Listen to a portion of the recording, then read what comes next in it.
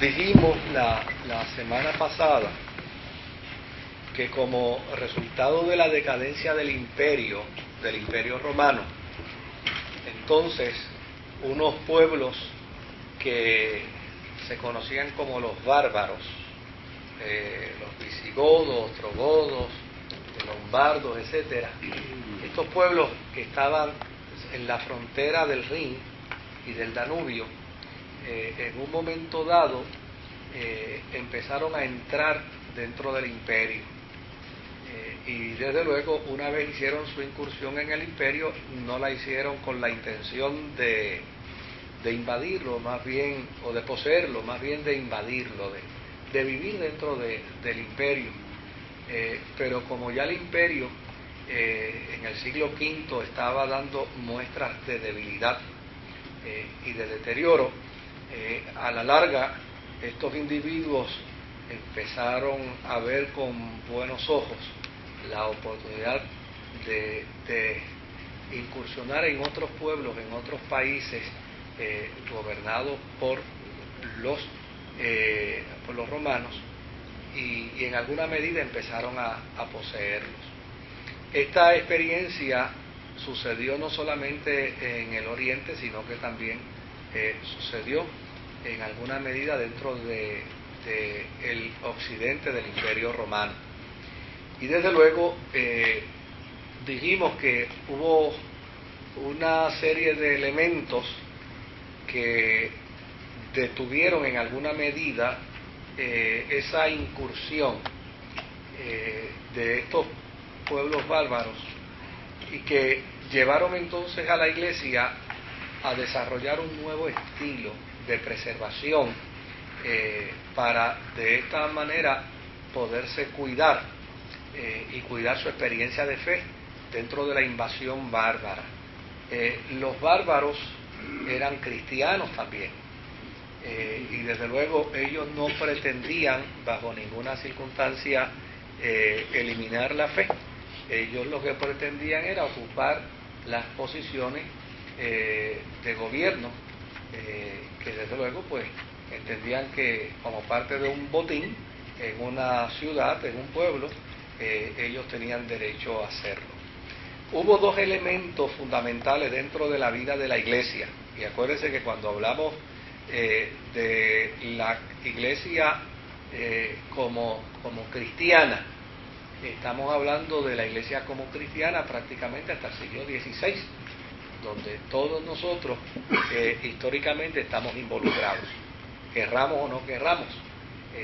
todos estamos involucrados. Y en ese sentido hubo dos elementos que ayudaron en alguna medida a desarrollar una visión de la Iglesia distinta a lo que fue la Iglesia hasta finales del siglo IV.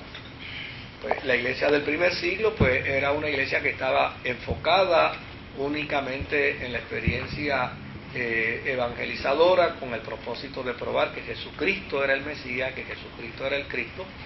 La Iglesia del segundo siglo estaba enfocada en su trabajo de evangelización hacia la gentilidad y la aceptación de la gentilidad. La Iglesia del tercer siglo, pues obviamente en lo que estaba enfocada era en ver cómo podía lograrse zafarse de la persecución del Imperio Romano que tanto daño le hizo. Y la Iglesia del cuarto siglo, pues desde luego lo que hizo fue vivir la experiencia del aval del Imperio Romano apoyándole, y así sucesivamente devolviéndole las propiedades que en el siglo III habían perdido como parte de la persecución, y a su vez ocupando una posición de privilegio dentro del imperio. Esto es desde el punto de vista de la visión política, ¿no? Ya en el siglo V el imperio empieza a sufrir grandes y serias crisis, y desde luego, aun cuando todavía el imperio sigue avalando la Iglesia, sabemos muy bien que en ocasiones la avaló con la filosofía ariana, en otras ocasiones la avaló con la filosofía nicena, y desde luego, aun cuando la Iglesia podía ser cristiana, los los nicenos no consideraban a los arianos cristianos, y los arianos no consideraban a los nicenos buenos representantes de la fe ortodoxa o de la fe cristiana. Así es que indistintamente quién estuviera en el poder, uno iba a estar tratando de luchar para de alguna manera evitar que se posesionara del gobierno eclesiástico. Los dos elementos que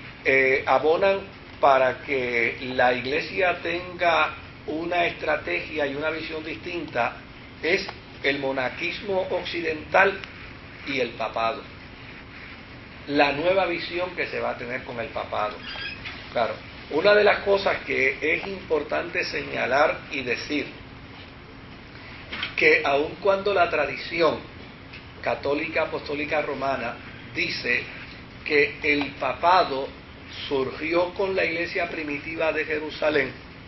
la historia no dice eso. La historia dice que en el primer siglo los dirigentes de la iglesia se llamaban apóstoles. Eso es lo que dice la historia bíblica, se llamaban apóstoles.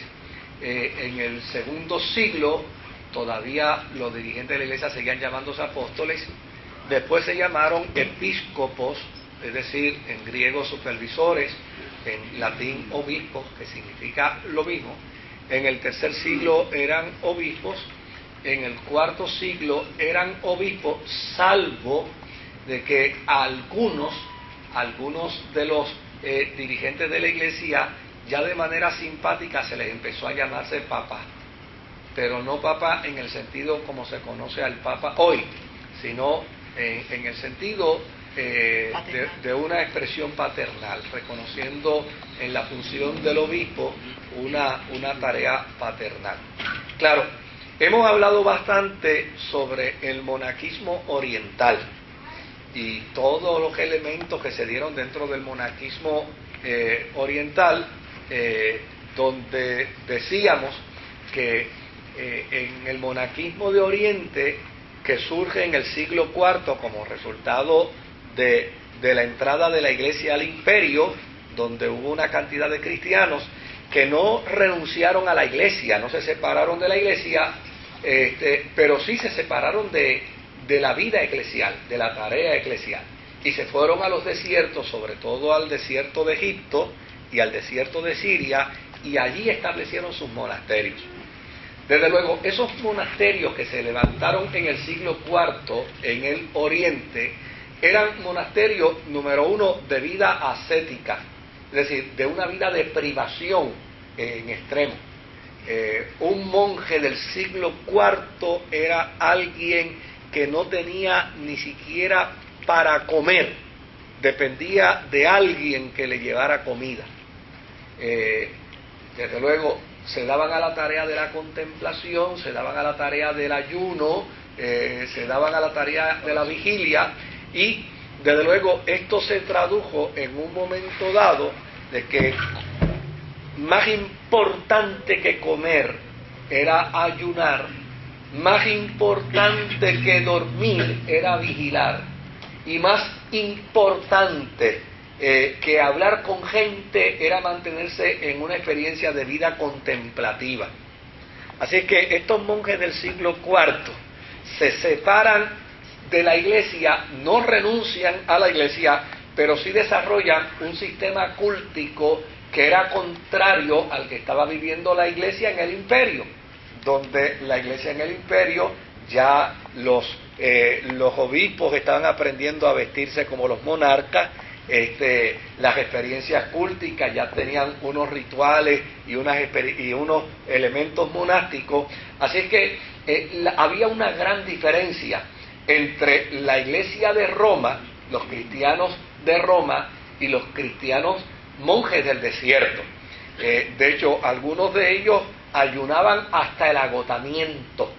y algunos de ellos inclusive llegaron a practicar el castigo al cuerpo, para de esta manera hacer saber que